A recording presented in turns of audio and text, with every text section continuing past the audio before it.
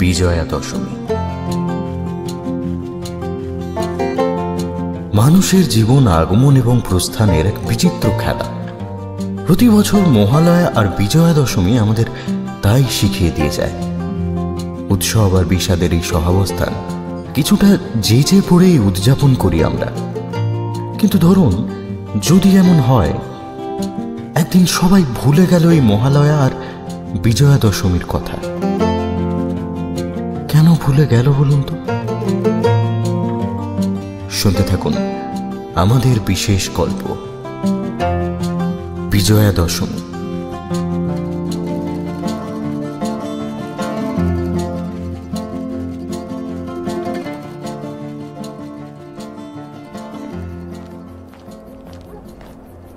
বলো কি হে, পুজোর বোনাস এখনই?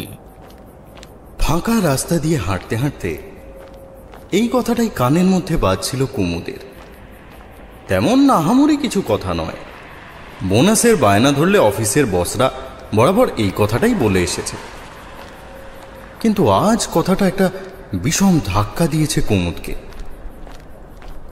যেন এতদিন নিজের অজান্তেই চোখ বুজেছিল, হঠাৎ করে পেটে ঘুষি মেরে কেউ ওর ঝিমুনি ভাঙিয়ে দিয়েছে।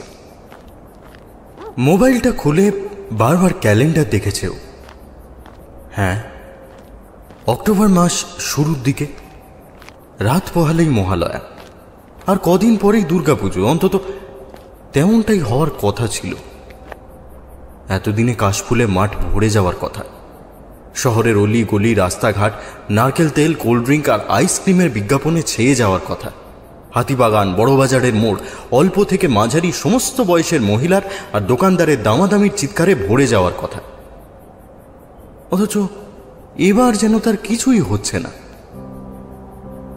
তার থেকেও আশ্চর্যের ব্যাপার, কুমুদ মনে মনে ভাবে, ও খেয়াল করেনি বেশ অনেক বছর ধরে কলকাতায় দুর্গাপুজো হচ্ছে না। অথচ হতো, একটা সময় হতো। জাঁক জমক করে মহালয়া শুনত সবাই। ষষ্ঠী, সপ্তমী, অষ্টমী, নবমী। একবারও ভেবেছিল গত কবছর করোনা গেল বলে ভালো করে দুর্গাপুজো হয়নি। কিন্তু পরক্ষণে মনে হয়েছে গত কয়েক বছরের ব্যাপার নয়। ও শেষ দুর্গাপুজো হতে দেখেছিল সেই স্কুলে পড়ার সময়, তারপর আর হয়নি। আরো আশ্চর্যের ব্যাপার, এটাও এতদিন খেয়ালও করেনি। আজ হঠাৎ করেই তাজব ব্যাপার। আরো কিছু দূর এগিয়ে আসে কুমুদ। অন্ধকার নেমে গেছে। শহরের অলিগলি বাঘে খাওয়া বাইসনের পাঁজরের মতো খাঁ খাঁ করছে। রাত 11টা। আর একটু পরেই বাড়ি ফিরতে হবে কুমুদকে। তার মাঝে আধ ঘন্টার একটা ছোট্ট বিশ্রাম। সারা দিনের পরিশ্রম শেষে বাড়ি মুখো হওয়ার আগে এই গাছতলার নিচের বেঞ্চটায় এসে বসে কুমুদ। সারা সন্ধে লোকের বাড়ি বাড়ি পার্সেল ডেলিভারি করে। দূর দূরান্ত থেকে আসা গিফট পৌঁছে দেয় প্রাপকের কাছে। আর সব কাজ শেষে রাত্রিবেলা নিজেকে পৌঁছে দেয় এই গাছটার কাছে। এ ওর নিজেকে দেওয়া গিফট। ধপ করে ও বেঞ্চের উপর বসে পড়ে। কয়েকবার আড়মোড়া ভাঙে। পিঠ বাঁকিয়ে দুহাত দিয়ে শক্ত করে ঘাড় চেপে ধরে। ভাবনাটা মাথার মধ্যে ছোট হয়ে আসে। তারপর হাত ছেড়ে দিতেই কিভাবে যেন সমস্ত শরীরকে গ্রাস করে ফেলে চিন্তাটা। না, কিছুতেই নয়।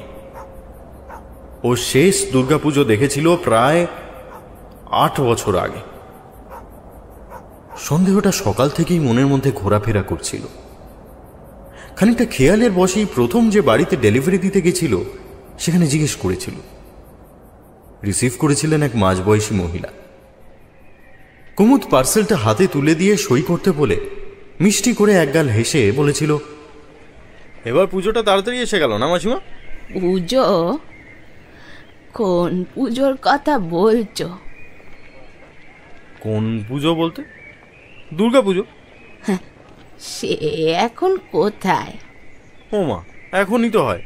এটা তো আশ্বিন মাস। সেই যে আশ্বিনের মাঝামাঝি উঠিল বাজনাবাজি। দেখো ভাই, এখনকার পুজোতে খালি ওই বাজনা টাজনাই রয়ে গেছে। দমে কমে তো কারোর মতি নেই কো। সারাদিন শুধু স্পিকারে গান ফুটছে আর ধেই ধেই করে বাঁদর নাচ। বাঁদর নাচ কথাটা বলতে বলতে মহিলা এমনভাবে কুমুদের দিকে তাকালেন যেন সেই এতক্ষণ বাঁদর নাচ নাচছিল, হঠাৎ করে থেমে গেছে। আরে আর যাও তো ভাই, পুজো টুজোর এখনো ঢের দেরি, যত সব। কথাটা বলে দরজাটা বন্ধ করে দেন মহিলা। কুমুদের মনে তখন থেকেই সন্দেহটা জমাট বাঁধে। এমনিতে হুজুগে বাঙালির পুজো নিয়ে আদিক্ষে তার শেষ নেই। ওর যতদূর মনে পড়ে এই কবছর আগেও মাসখানেক আগে থেকে বাতাসে একটা পুজো পুজো গন্ধ লেগে যেত। কোথা থেকে যেন কটা পূজা বার্ষিকী এসে জুটত বাড়ির টেবিলে পড়ার ঘরে। সেগুলো কে আনতো কেউ জানে না, কিভাবে যেন চলে আসতো। সাদা মেঘ আর কাশফুলগুলো ঠিক কবে কোন সময় ফুটতে শুরু করত, তাদেরকে কে আকাশের বুকে আর সবুজ ঘাসের উপর রেখে যেত, তাও কেউ জানে না। অথচ আজ সেসব। তারপর থেকে আজ যে কটা বাড়ি ডেলিভারি দিয়েছে সব শেয়ালের ওই এক রাত। মহালয়া কাল, বলো কি ছোকরা, রোদে ঘুরে ঘুরে মাথাটা খারাপ হলো নাকি? হ্যাঁ, পিঠের ব্যাগটা খুলে তার ভেতর থেকে একটা বন পাউরুটি বের করে কুমুদ। তারপর দাড়িটা চুলকে রুমাল দিয়ে মুখের ঘাম মুছে প্যাকেট খুলে সেটা খেতে শুরু করে। দুশ্চিন্তায় ওর ভুরু কুঁচকে আসে। যদিও দুর্গাপুজো এলে যে ওর এমন কিছু ক্ষতিবৃদ্ধি হবে তা নয়। ও গরিব মানুষ, একা থাকে। যেটুকু রোজগার করে তাতে কোনো মতে নিজের ফ্ল্যাট ভাড়া আর খরচটুকু চলে যায়। কিন্তু যতই অনাগ্রহ থাক, ব্যাপারটা ভারী ভুতুড়ে। কুমুদ ঠিক করে আজ আর বসবে না, বন পাউরুটিটা খেয়েই উঠে পড়বে এখান থেকে। বাড়ি গিয়ে স্নান করে আরও কয়েকজনের সঙ্গে কথাবার্তা বলে ব্যাপারটা মাথা থেকে সরানো দরকার। এবার কি তবে দুর্গাপুজো হচ্ছে না, নাকি শহরের সমস্ত লোকেরই মাথা খারাপ হয়ে গেছে? পাউরুটিটা খেয়ে ব্যাগটা আবার পিঠে নিতে যাচ্ছিল কুমুদ। এমন সময় একটা খসখস শব্দে মুখ তুলে তাকিয়ে অবাক হয়ে দেখে কখন যেন ওর অজান্তেই একটা অল্প বয়সী মেয়ে এই বেঞ্চেই আর একটা দিকে এসে বসে পড়েছে। ও চমকে ওঠে। মেয়েটা কখন এসেছে ও কিছুই বুঝতে পারেনি। ভাবনায় এতটাই মশগুল ছিল যে পায়ের আওয়াজও শুনতে পায়নি। চতুর্দিকটা একবার ঘুরে ফিরে দেখে কুমুদ। না, রাস্তাঘাটে জনপ্রাণীর চিহ্ন নেই। তার মানে মেয়েটা একাই এই রাত 12টার সময় একটা নির্জন রাস্তার ধারের বেঞ্চের উপর এসে বসে পড়েছে। বাড়িতে ঝামেলা করে পালিয়ে এসেছে নাকি? ভালো করে মেয়েটার দিকে তাকায় কুমুদ। জামা কাপড় দেখে মোটামুটি ভদ্রস্থ ঘরেরই মনে হয়। মাথার দুপাশে চুল নেমে আছে বলে মুখটা দেখা যায় না, এবং সেই কারণেই বোঝা যায় মাটির দিকে তাকিয়ে সে কিছু একটা ভাবছে। কুমুদ একটু জুবুথুবু হয়ে বসে। অন্যদিন এই বেঞ্চটা এসে বসলে নিজেকে একটা রাজা গজা গোছের কিছু মনে হয়। যে ক্লাসে একটি মাত্র স্টুডেন্ট আছে সেখানে ক্লাস মনিটর, স্পোর্টস ক্যাপ্টেন আর ফার্স্ট বয় হওয়ার গর্বের মতো। আজ সেই ক্লাসে অন্য কেউ এসে যোগ দিতে ওর কাঁচু মাচু মন নিজেই যেন নিজেকে সেকেন্ড করে দেয়। কয়েক মুহূর্ত অস্বস্তিকর নীরবতার সমুদ্রে ও গা ডুবিয়ে বসে থাকে। উঠবে উঠবে করেও উঠতে পারে না। মেয়েটার মুখটা ভালো করে দেখতে পায়নি এখনো, তাও একটা অদ্ভুত খেয়াল চেপে ধরে কুমুদকে। ওর কেবলই মনে হতে থাকে মেয়েটাকে ও আগেও কোথায় দেখেছে, সম্ভবত খুব ছোটবেলায়। ভাবনাটা ওর মস্তিষ্ককে অস্থির করে তোলে। মেয়েটার মুখটা এক ঝলক দেখার জন্য অস্থিরতা শুরু হয় ভিতরে। ভারী অদ্ভুত এক ইচ্ছে, যেন ও মুখটা না দেখে এই বেঞ্চ থেকে চাইলেও উঠতে পারবে না। নিজের মনের উপর জোর আনার চেষ্টা করে কুমুদ। হে কেমন লুচ্চামি, একটা অপরিচিত মেয়ের মুখ দেখার জন্য এত ছটফটানি। তাও কিছুতেই মনের ভাবনাটাকে দমন করতে পারে না।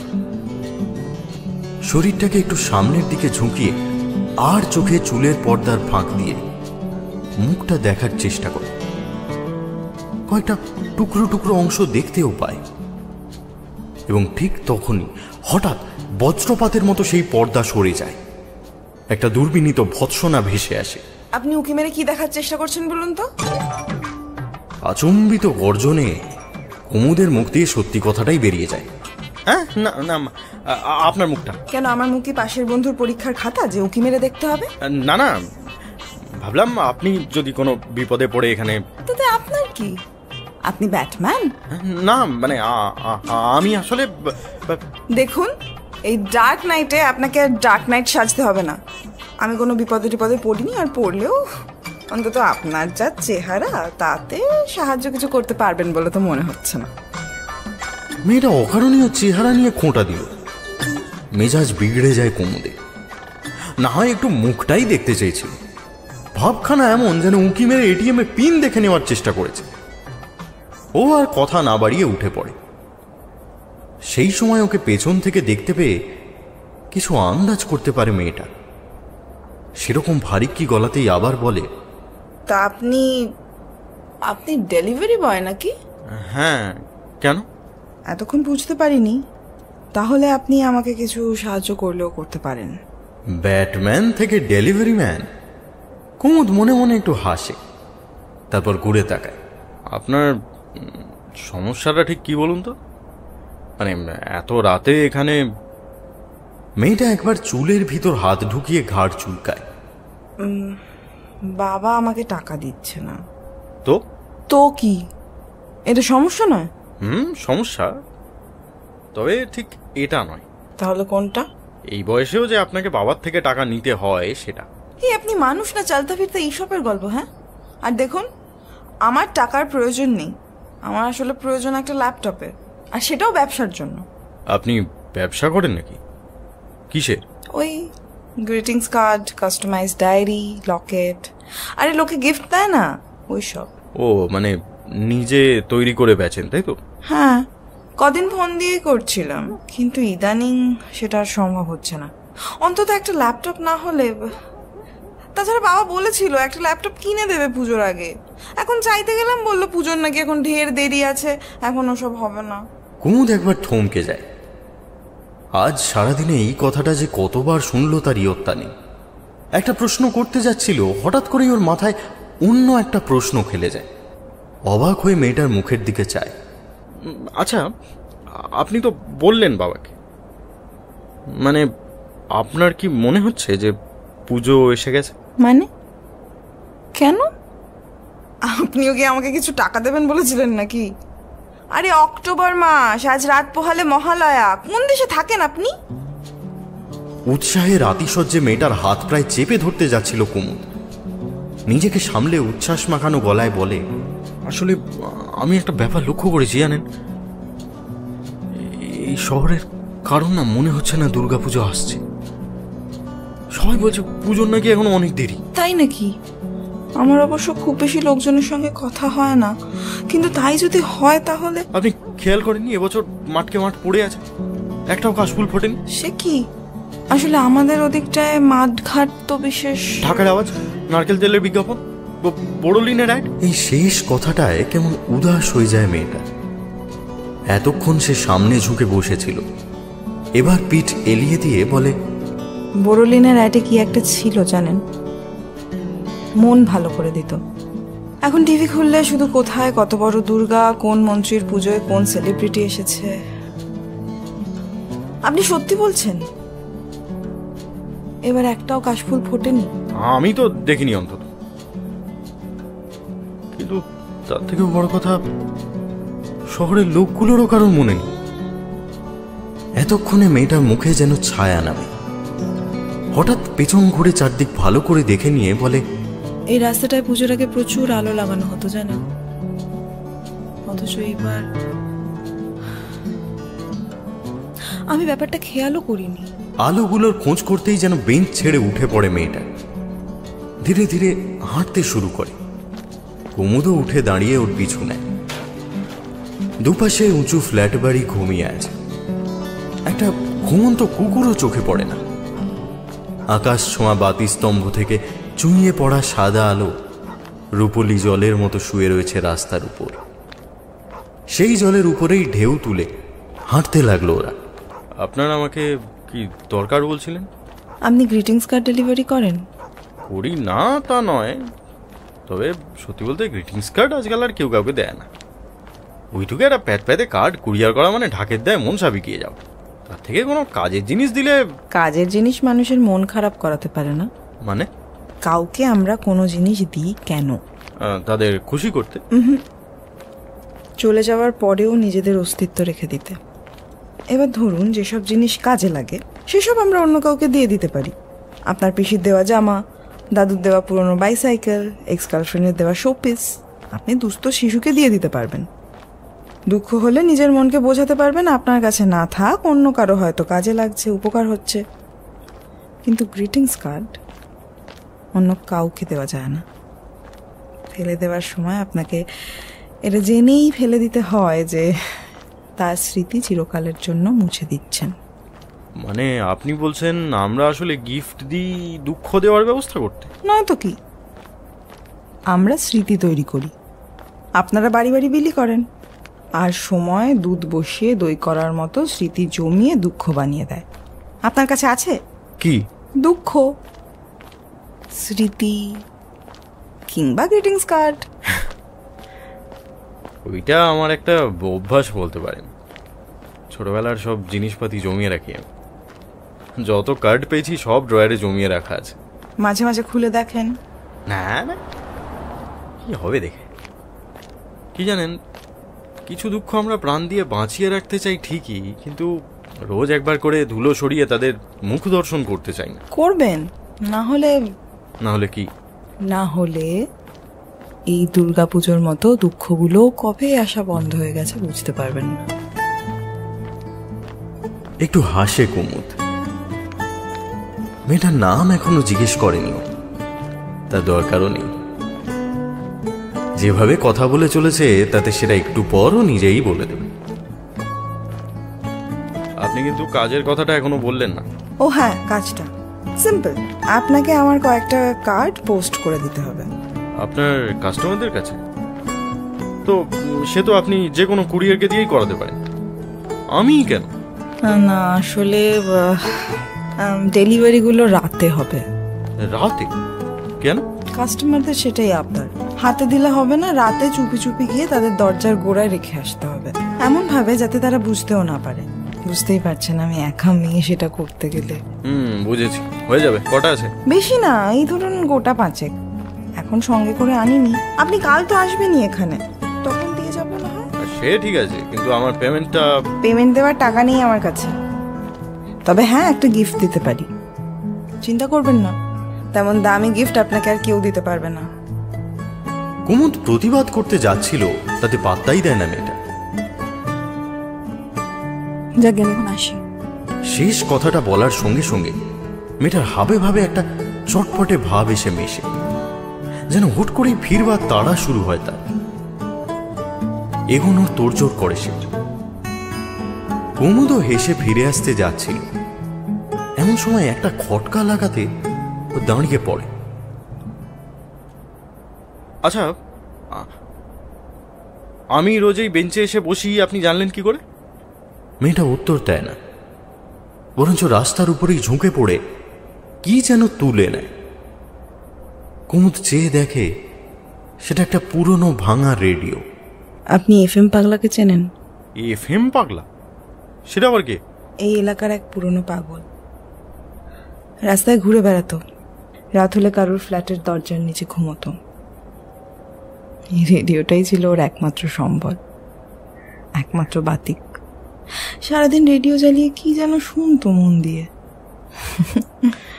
সেই থেকেই নাম FM পাগলা। কদিন আগেই মারা গেল।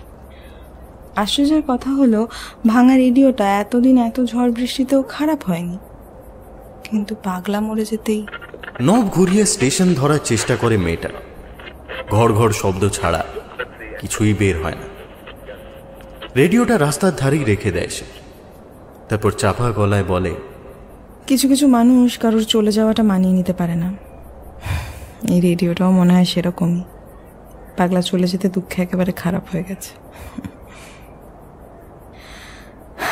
না, মনে হচ্ছে এবছর মহালয়াটাও হবে না। ভালো কথা, আপনার নামটাই তো জানলাম না। কুমুদ তালুকদার। আপনার? বিজয়া। থমকে দাঁড়িয়ে কথাটা বলেই হনহন করে সামনে পা বাড়ায় মেয়েটা।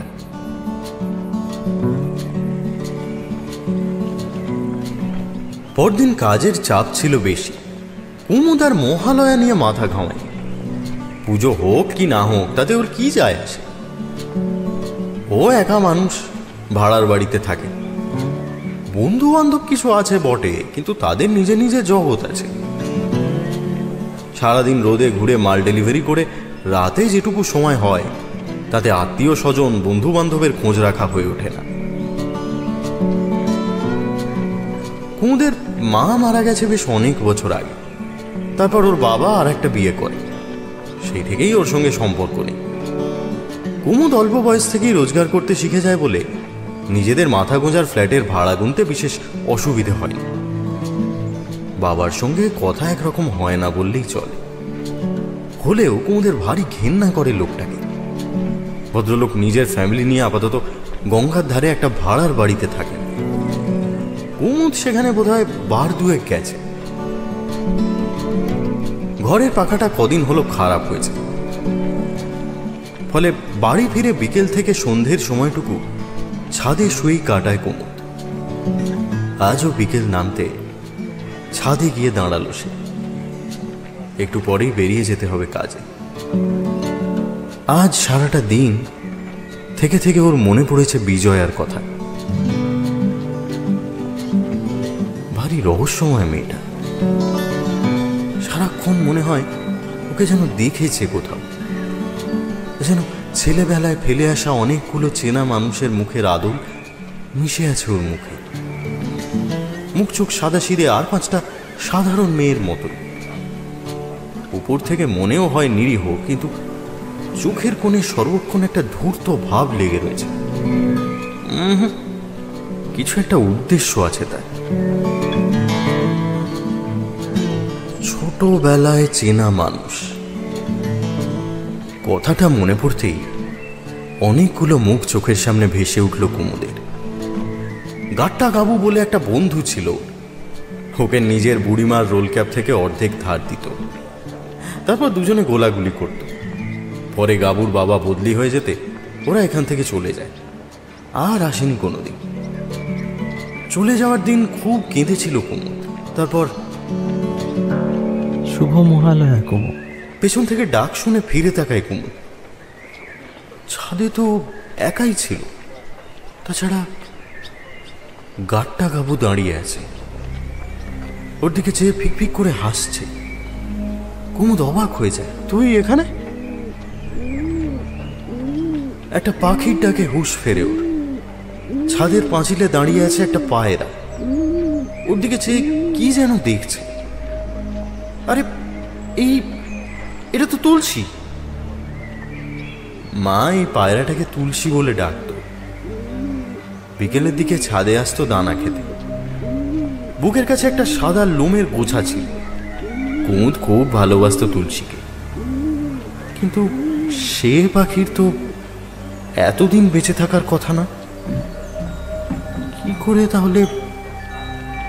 কুমু, মা ডাকছে। কুমুদ কান পেতে শোনার চেষ্টা করে। দেখ কুমু, ভুলু ডাকছে তোকে। কোথায় দাঁড়িয়ে আছে মা? কুমুদ পাঁচিলের ধার ঘেঁষে মুখ বাড়ায়। নিচের রাস্তায় লাল পাড় সাদা শাড়ি পরে উপরের দিকে তাকিয়ে আছে মা। তার পেছনে ব্যাট হাতে ওর মাঠের বন্ধুরা, খোকন, কালী, নান্টু। ওকে কি খেলতে ডাকছে? বিকেল হয়ে যাচ্ছে, এরপর গেলে কিন্তু আর ব্যাট দেবো না। আচ্ছা, স্কুল ড্রেস পরে ওই মেয়েটা, আরে ইতি না? ওর প্রথম বান্ধবী, প্রথম ভালো লাগা। ওর দিকে না তাকিয়েই বিনুনি দোলাতে দোলাতে আপন মনে হেঁটে যাচ্ছে স্কুলের দিকে। তোরা কথাটা বলতে বলতেই একটা শব্দে থেমে যায় কুমুদ। পকেট থেকে কি যেন খসে পড়েছে ছাদের মেঝেতে। একগাল হেসে নিচু হয়ে সেটা কুড়িয়ে নেয় কুমুদ। এক গোছা পুরনো হলদে হয়ে যাওয়া গ্রিটিংস কার্ড। ছোট থেকে আঁকার শখ ছিল কুমুদের। পুজোয় নিজে হাতে বানিয়ে কার্ড দিত বন্ধুদের, বদলে তারাও দিত লাল গোলাপ কিংবা টেডি বিয়ারের উপর ফ্রেন্ডস ফরএভার লেখা থাকতো তাতে। সেই সব কার্ড জমা করে রেখেছে কুমুদ। এত বছর কেটে গেছে। আচ্ছা, তুলসী বলে পায়রাটাও কি কোনো কার্ড দিয়েছিল ওকে? ও তাকিয়ে দেখে গাট্টা গাবু, তুলসী, মা আর পাড়ার বন্ধুরা কোথায় যেন মিলিয়ে গেছে। সন্ধে নামতে যাচ্ছে, খাঁ খাঁ করছে খালি ছাদটা। বন্ধু বান্ধব, আত্মীয় স্বজন, মা বাবা সবাই এই কার্ডগুলোতেই আটকে আছে। মেয়েটা ঠিকই বলেছিল। মেয়েটার মুখটা এত চেনা লাগছে কেন এখনো বুঝতে পারিনি কুমুদ। ওর সঙ্গে কি ইতির মিল আছে, না মায়ের, নাকি? কার্ডগুলো পকেটে ঢুকিয়ে নিচে নেমে আসে কুমুদ।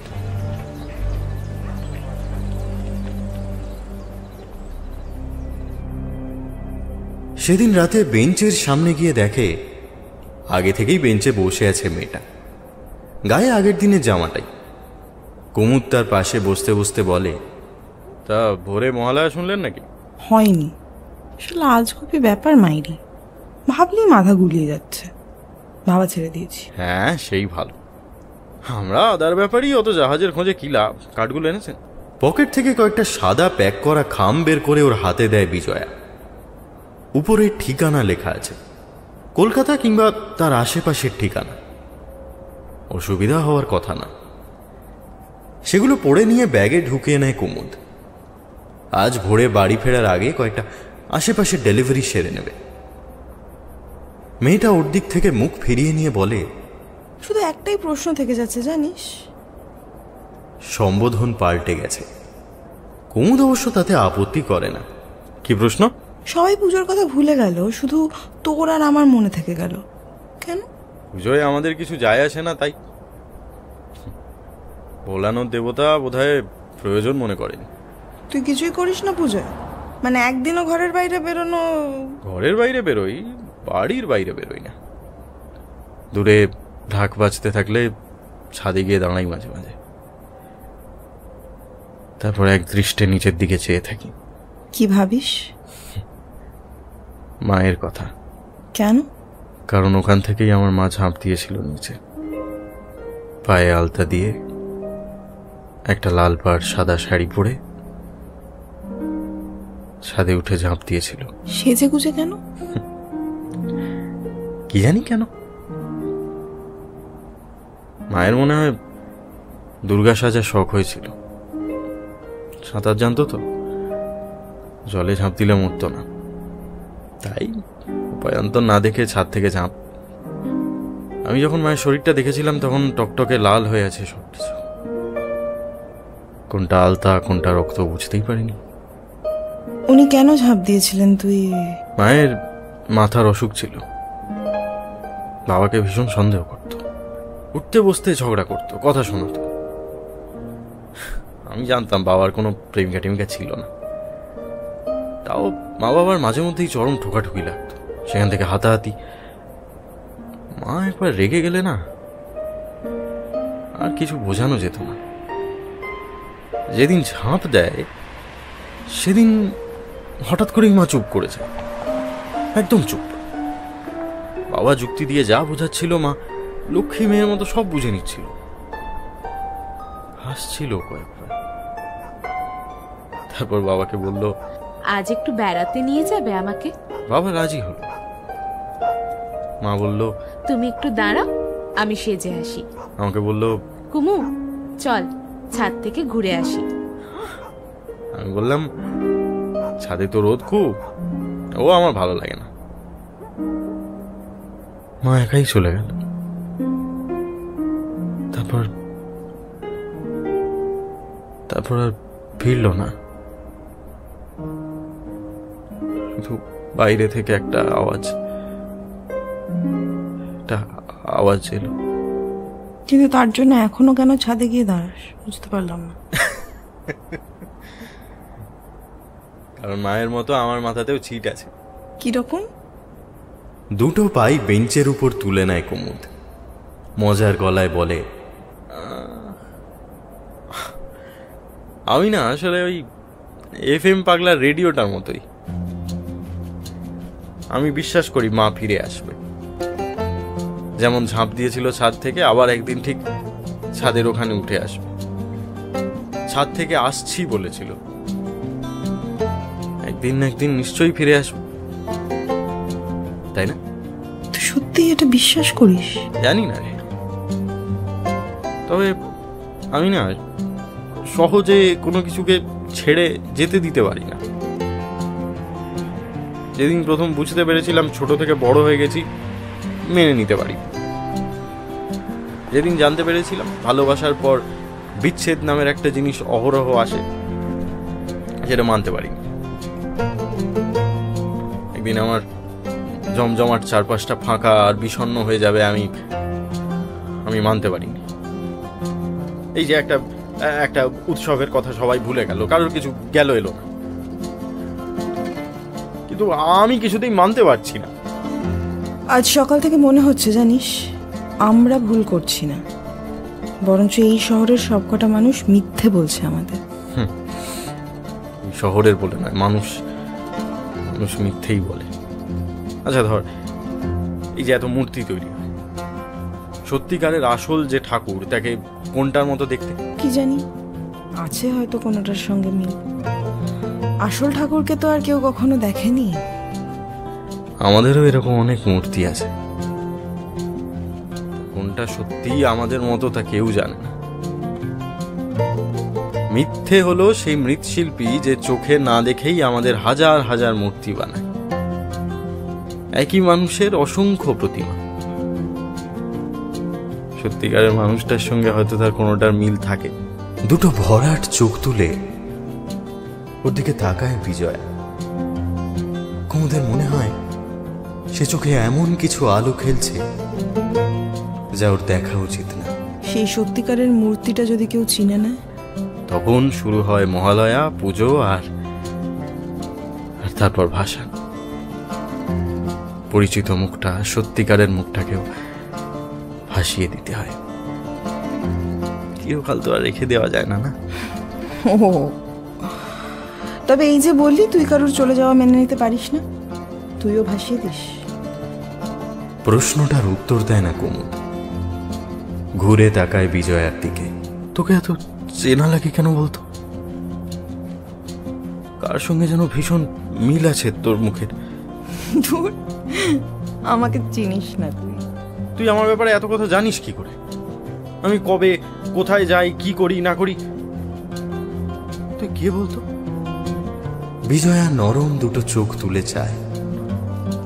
এখন আর সেখানে ধূর্ততার কোনো চিহ্ন নেই, বরং শীতল সমুদ্রের ঢেউ চোখের শিরা থেকে বেরিয়ে কুমুদকে ডুবিয়ে মারতে চাইছে। মেয়েটার নরম দুটো ঠোঁট কেঁপে ওঠে। যে মনের ভেতরে থাকে তাকে পরিচয় জিজ্ঞেস করতে নেই। মানে? দুপা পিছিয়ে যায় বিজয়া, নরম স্বরে বলে, কার্ডগুলো পোস্ট করে দিস, অনেকের দুঃখ পাওয়া বাকি আছে। ওর ছায়া শরীরের উল্টো দিকে ফিরে আগের মতোই হাঁটতে শুরু করে। ভেসে আসা অজানা বাতাসে ওর চুল ওড়ে, ঢিলা সালোয়ার কামিজ প্রশস্ত হয়ে ওঠে। এক প্রাচীন অনন্ত প্রজ্ঞা সন্ন্যাসিনী মনে হয় ওকে। কুমুদের কানে তখনও প্রতিধ্বনিত হতে থাকে ওর গলার স্বর, যে মনের ভেতরে থাকে তাকে পরিচয় জিজ্ঞেস করতে নেই। মানে কি কথাটা?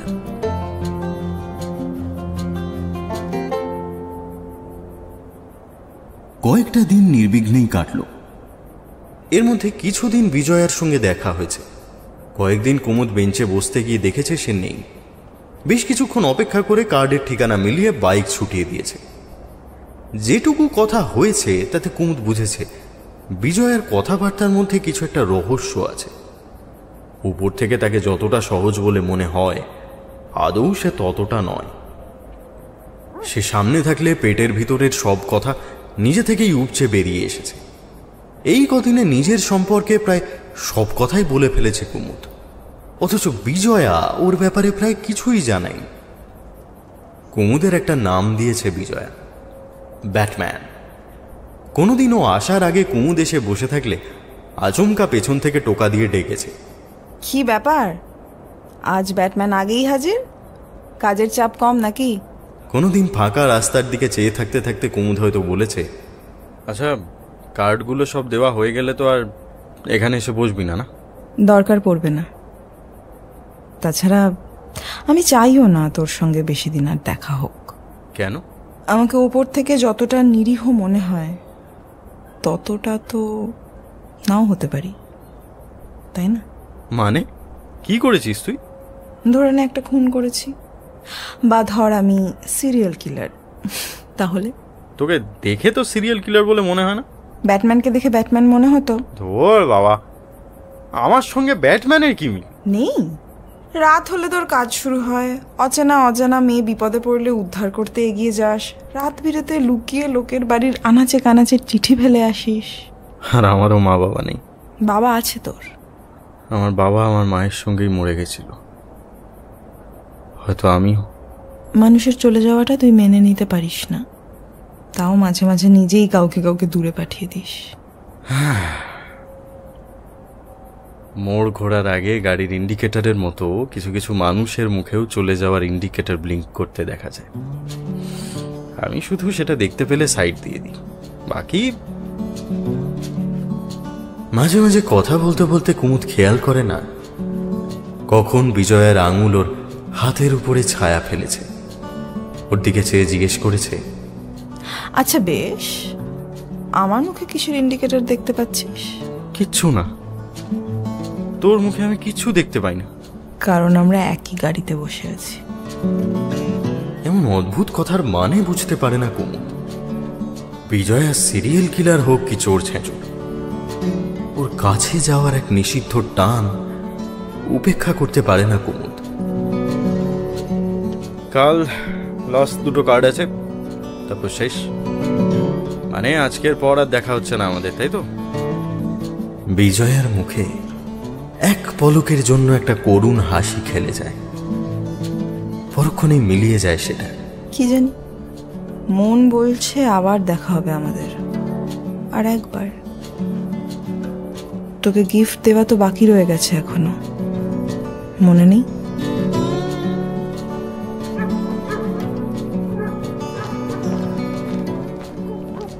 বাড়িটার সামনে যখন এসে পৌঁছালো কুমুদ, ততক্ষণে 2:30 পেরিয়ে গেছে। ঠিকানাটা ভালো করে দেখে নিল একবার। হ্যাঁ, এই বাড়িটাই তো। বাইরের গেটটার কাছে ও এগিয়ে গেল। কয়েকটা গলি পরেই গঙ্গা, তার জলো বাতাস গলি ঘুঁজির ফাঁক কোলে যেন ওর গা ছুঁয়ে যাচ্ছে। বাড়িটার বাইরে একটা ছোট বাগান। একবার ভাবলো চিঠিটা ছুঁড়ে ওই বাগানে ফেলে দেয়, কিন্তু একটু আগেই বৃষ্টি হয়ে গেছে। এখন বাইরে ফেলে রাখলে সকাল অবধি ভিজে চামড়া হয়ে যাবে। একটু এগিয়ে বাগানের গেট খুলে ভিতরে ঢুকে এলো কুমুদ। সামনেই একটা গ্রিল লাগানো বারান্দা, সেটা মোটামুটি শুকনোই আছে। হাত বাড়িয়ে সেখানে কার্ডটা ফেলে দিতে পারলেই কেল্লা ফল। ও দুপা এগিয়ে বারান্দার দিকে হাত বাড়াতেই ওপাশে কিছু যেন নড়ে উঠল। এই সেরেছে, বারান্দায় মানুষ আছে সেটা এতক্ষণও খেয়াল করেন। এত রাতে কে বসে আছে বারান্দায়? চমকেও একটু পিছিয়ে আসে। পালিয়ে যাবে, কিন্তু ও তো অপরাধ করেনি কিছু।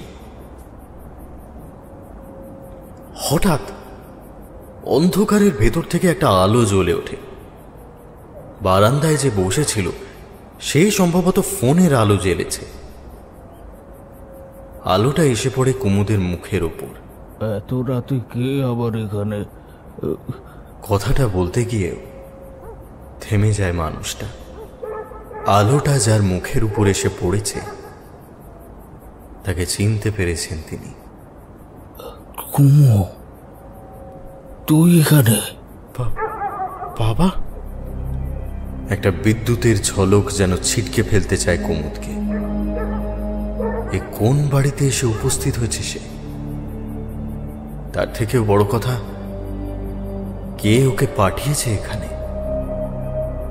বারান্দার গ্রিলের ফাঁকে মুখ চেপে ধরে ওকে দেখার চেষ্টা করছেন ভদ্রলোক।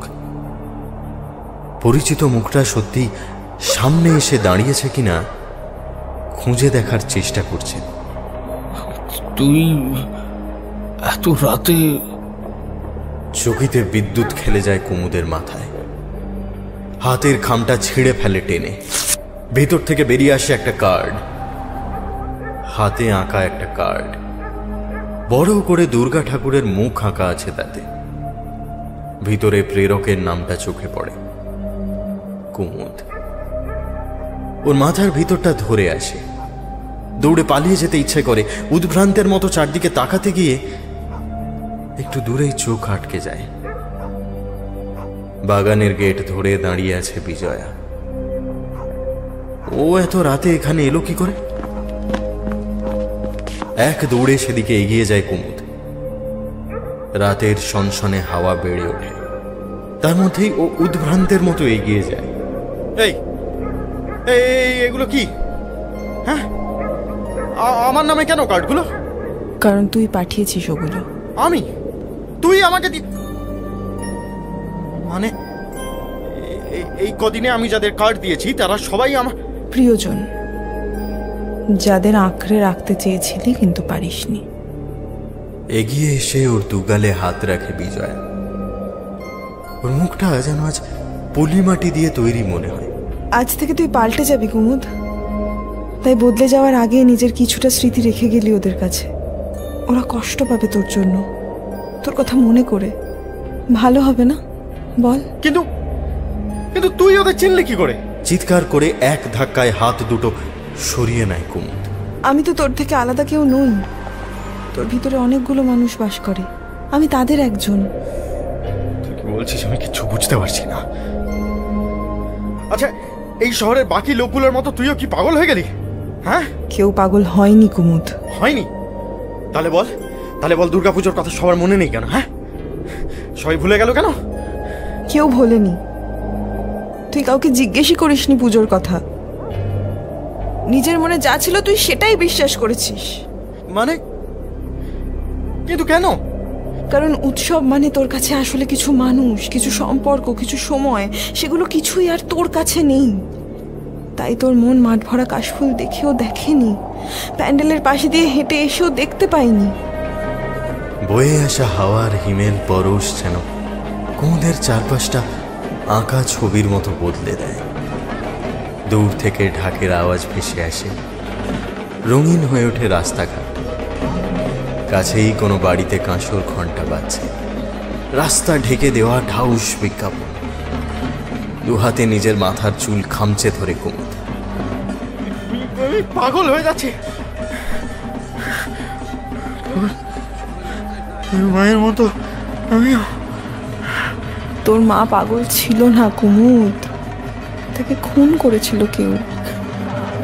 মানে? কে? মিহি হাসি খেলে যায় বিজয়ার মুখে। আমি। কুমুদ এগোতে যায় কিন্তু পারে না। বিজয়ার শরীরটা যেন নিমেষে ধুলোর মতো মিলিয়ে যায় হাওয়ায়। হাওয়াটা উড়ে যায় নদীর দিকে। সেদিক লক্ষ্য করে উদ্ভ্রান্তের মতো দৌড়াতে থাকে কুমুদ। পুজো হচ্ছে, গোটা কলকাতা শহর জুড়ে পুজো হচ্ছে। ছোট ছোট ছেলেরা খেলা করে বেড়াচ্ছে রাস্তায়। গভীর নিঝুম রাত বলে আর কিচ্ছু নেই। উৎসবের রঙে ভরে গেছে কলকাতা। রঙিন টুনি লাইটের মিছিল শামিয়ানা টাঙিয়েছে রাস্তা জুড়ে। সেই আলোয় ভেসে যাওয়া রাস্তা দিয়ে হাওয়ার পিছু ধাওয়া করতে থাকে কুমুদ। ঢাকের আওয়াজ ওর পায়ের শব্দে তাল মেলায়। কাল বিজয়া দশমী। জলের আওয়াজ ভেসে আসে। ছুটতে ছুটতে নদীর ঘাটে এসে থমকে দাঁড়ায় কুমুদ। বড় বড় নিঃশ্বাস পড়ছে। সামনে তাকিয়ে দেখে ঘাটের সিঁড়ির একটা ধাপে দেওয়ালে হেলান দিয়ে দাঁড়িয়ে আছে বিজয়া। কে তুই?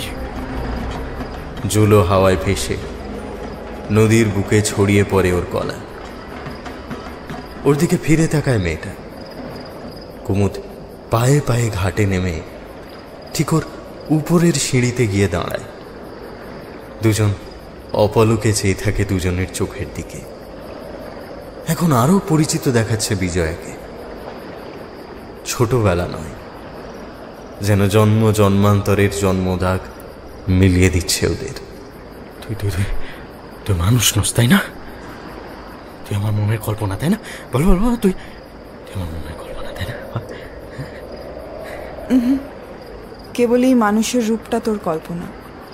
আমি আসলে তোর মনের একটা অংশ, যাকে তুই মানুষের মতো ভেবে নিয়েছিস। অংশ? কোন অংশ? আমি মানুষের মনে শত অন্ধকারেও বাসা বেঁধে থাকা আশা, ইচ্ছে। যে চলে গেছে সে আবার ফিরে আসবে, যে সম্পর্কের জাহাজ ডুবতে বসেছে সে আবার তরতরিয়ে চলতে শুরু করবে। আমি সেই আশাটুকুনি। কুমুদ বুঝতে পারে না কথাগুলো। না বুঝেই অস্ফুটে কেবল বলে, মা ভেবেছিল বাবার সঙ্গে সব ঠিক হয়ে যাবে, মায়ের মাথার পোকাগুলো শান্ত হয়ে যাবে। তো হয়নি কোনোদিন। তোর মা বাবার উপর রাগ করে ছাদ থেকে ঝাঁপ দেয়নি কুমুদ, দিয়েছিল নিজের উপর হতাশ হয়ে, বারবার নিজের উপর আশাহত হয়ে। যদি ধরে নিত কোনোদিন কিছু ঠিক হবে না, তাহলে একদিন সব কিছু ঠিক হয়ে যাবে। এই আশা, চিৎকার, যন্ত্রণা সব মিলে আমিই খুন করেছি তাকে। আর আমাকেও মেরে ফেলতে চাস, তাই না? আমিও বারবার বিশ্বাস করি অসম্ভবকে। আমাকেও। আমি তোকে মেরে ফেলতে চাই না, যাতে একদিন তোকেও ওইভাবে ঝাঁপ দিতে না হয়, আমি সেই জন্যই এসেছি। কি বলতে চাইছিস তুই? ওই যে বললাম, আমি তোর আশা, আমি তোর ইচ্ছে। এমন কোনো আশা যে এই বিরাট শহরে তোর নিজের কেউ কোথাও না কোথাও আছে। কোনো বন্ধু, কোনো আত্মীয়, কোনো পরিযায়ী পাখি, কিংবা তুই চিনিসও না এমন কেউ যে তোকে সত্যিই ভালোবাসে। একদিন কারুর বৃত্তটা তোর সঙ্গে একেবারে মিলে যাবে। যারা চলে গেছে তারা আবার ফিরে আসবে একদিন। যারা তোর ভালোবাসাটা বুঝতে পারেনি তারা একদিন নিশ্চয়ই পারবে। তোর এই সব আশার ডাকনাম বিজয়া। কুমুদের দিকে এগিয়ে আসে মেয়েটা। ওর মুখে ডুবন্ত সূর্যের মতো গলিত রং লাগে। আমি আছি বলেই কষ্ট হয়, আমি আছি বলেই প্রত্যেকবার তোর মনে হয় এবার একটা বড় করে দুর্গাপূজা হবে, ছোটবেলার মতো। ক্যাপ ফাটাবি, কটা জামা হলো বুনতে বসবি। আগের মতো কারেন্ট চলে গেলে পাড়ার সবাই বেরিয়ে আসবে রাস্তায়। দুঃখ হলে তোর পাশে কেউ বসে থাকবে অনেকক্ষণ। আমি আছি বলেই বারবার সবাইকে ডেকে জিজ্ঞেস করবি, তোমরা সবাই প্যান্ডেল বানাচ্ছ না কেন? বারবার সবুজ মাঠে কাশফুল খুঁজবি। আর আমি চলে গেলে বাকি সবার মতো তুই চলে যা এখান থেকে। আমি এক মুহূর্ত সহ্য করতে পারছি না, তুই চলে যা এখান থেকে। যাব, কিন্তু যাওয়ার আগে বলেছিলাম না আমি গিফট দেবো তোকে একটা, সেটা চেয়ে নিবি না এখন? কি জিনিস? আমি তো মানুষ নই, তাই তোকে বন্ধুত্ব দিতে পারবো না, ভালোবাসা দিতে পারবো না, দুর্গাপুজো দিতে পারবো না। শুধু তোকে একটা ভাষান উপহার দিতে পারি, একটা বিজয়া দশমী। মানে কিসের বিসর্জন? কুমুদের দিকে সরে আসে মেয়েটা, চোখের দিকে চোখ তুলে চায়। আমার, তুই আমাকে ভাসিয়ে দে কুমুদ। তোকে? মানে তোর সব হিসেব মিলে যাবে, সবকিছু ভীষণ ভীষণ সহজ হয়ে যাবে। আমাকে ভাসিয়ে দে কুমুদ, ওই ঘোলাটে জলের স্রোতে ভাসিয়ে দে। মেয়েটা স্বচ্ছ ভরার চোখে তাকিয়ে থাকে ওর দিকে। কি মিষ্টি দেখাচ্ছে তার মুখটা, কি ভীষণ মায়া। এমন মায়াই মানুষকে ছেড়ে চলে যেতে দেয় না। অভিমানে ফুলে উঠেছে ঠোঁট দুটো, চোখ থেকে গড়িয়ে আসা জল টলমল করছে ঠোঁটের উপর। এমন দুটো চোখ কতবার দেখেছে ও। চিরকালের মতো বিদায় নেওয়ার সময় হয়তো এমনই হয়ে যায় মানুষের চোখ। হাওয়ার ধাক্কায় কুমুদের উপর টলে পড়ছিল বিজয়। ওর মুখটা কুমুদের বুকের উপরে এসে পড়ে। তুই তুই চলে গেলেই সব ঠিক হয়ে যাবে? সব কয়েক সেকেন্ড অপলকে ওর মুখের দিকে চেয়ে থাকে কুমুদ। তারপর চোখ দুটো স্থির হয়ে যায়। ভাসিয়ে দে আমাকে। একটু নিচু হয়ে মেয়েটাকে পাজা খোলা করে কোলে তুলে নেয় কুমুদ। কিছুক্ষণ শান্ত হয়ে তাকিয়ে থাকে ওর মুখের দিকে। ওদের বেয়ে গঙ্গার হাওয়া বইতে থাকে। যে মাটি থেকে মূর্তি তৈরি হয় সেই মাটির মধ্যে থেকেই কি এক খবর বয়ে এনেছে তারা। ওখানেই টেনে নিয়ে যেতে চায় ওদের। মা তোকে ভাসিয়ে দিতে পারিনি, তাই না? ভেবেছিল একদিন না একদিন সব ঠিক হয়ে যাবে, একদিন আর মাথার ভিতর পোকাগুলো কামড়াবে না। মা জানতো না যতদিন তুই আছিস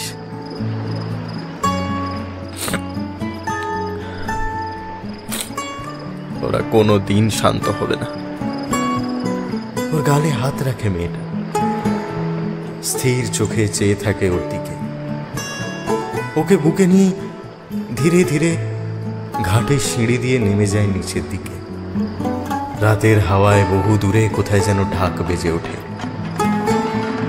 অনেক অনেক মানুষ চিৎকার করে ওঠে, আনন্দ করে ভাষণ দিতে আসছে কাল। আজ বিজয়া দশমী, আজ বিসর্জনের দিন। ওর দেহটা বুক থেকে জলের কাছে নামিয়ে আনে কুমুদ। হাতে ঠান্ডা জলের স্পর্শ লাগে। চুম্বকের মতো মেয়েটার শরীরটাকে টানতে থাকে জলের উপরই। আর কোনোদিনও কষ্ট হবে না তোর। ওর মাথায় হাত রেখে বলে বিজয়। তারপর আচমকাই ওর গলা জড়িয়ে ধরে। ফুঁপিয়ে ফুঁপিয়ে কাঁদছে মেয়েটা। বিসর্জনের আগে ঘাটে দাঁড়িয়ে থাকা প্রতিমার মতো দেখায় তার ভিজে মুখটা। আমি আর ফিরে আসবো না কোনোদিন।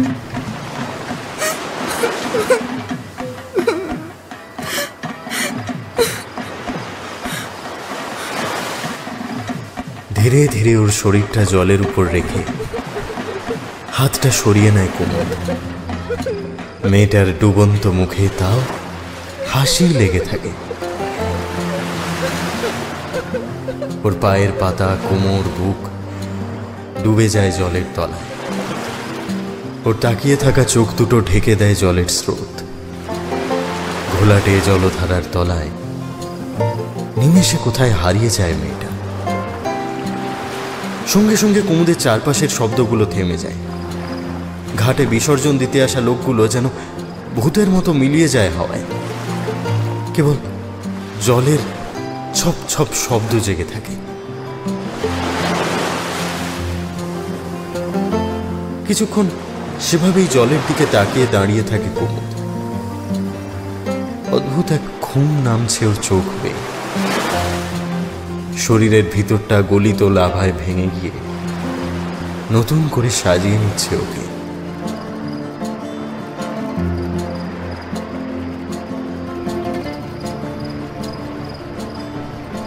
তন্দ্রাটা যখন ভাঙে তখনও ঘাটেই বসে আছে কুমুদ। উঠে দাঁড়িয়ে সিঁড়ি বেয়ে ওপরের দিকে উঠে আসে। একটু একটু করে ভোরের আলো ফুটতে শুরু করেছে। রাস্তার ধারের ঘুমন্ত বাড়িগুলো এইবারে চোখ খুলেছে। কিছু দূর হেঁটে এসে কাছেই একটা ছোট পাড়ার প্যান্ডেল দেখতে পেল কুমুদ। গেটটা খোলা, লোকজনের সমাগম তেমন নেই এদিকটায়। এদিক ওদিক ছড়িয়ে ছিটিয়ে কিছু শুকনো ফুলের মালা, খাবারের প্যাকেট আর জলের বোতল পড়ে আছে।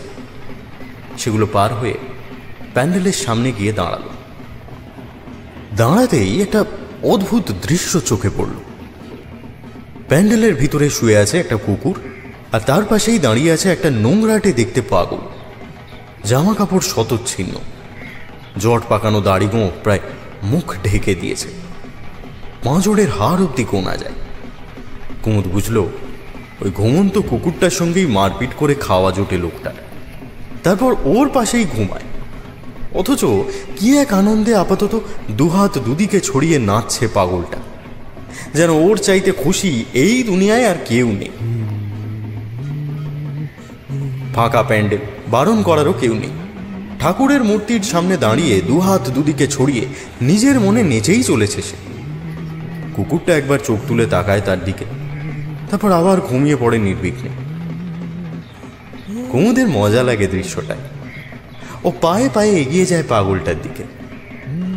মুখে কি যেন বিড়বিড় করছে লোকটা, সম্ভবত কোনো গানের লাইন। প্যান্ডেলের ভেতর আর একটা মানুষের অস্তিত্ব খেয়ালই করছে না সে। হাসি মুখে কিছুক্ষণ তার দিকে চেয়ে থাকে কুমুদ, তারপর আচমকা তারও দুটো হাত ধীরে ধীরে উঠে আসে বাতাসে। একই ছন্দে সেও ঘুরে ঘুরে নাচতে শুরু করে। মুখে ফুটে ওঠে সেই একই গান। দেখে মনে হয় ওর থেকে বেশি খুশি আর কেউ নেই এই প্যান্ডেলে, এই শহরে।